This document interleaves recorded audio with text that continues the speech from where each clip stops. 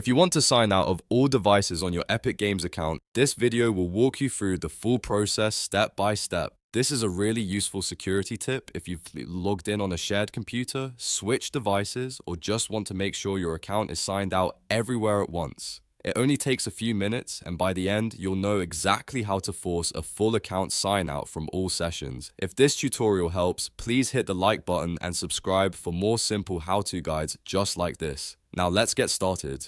First, open your browser and go to epicgames.com, then log into your account if you haven't already. Once you're signed in, go to the account settings page. This is where Epic keeps all of your account security and login options in one place. From the left-hand menu, click Password and Security. This section contains the settings you need for managing access, protecting your account, and controlling where you're signed in.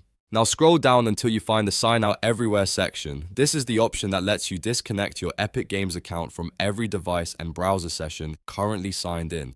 When you find it, click the Sign Out Everywhere button. Epic Games will now begin the security confirmation process. At this point, check the email address linked to your Epic account because Epic will send you a security code. Open that email and copy or note down the code carefully. Back on the Epic Games page, enter the security code into the confirmation box.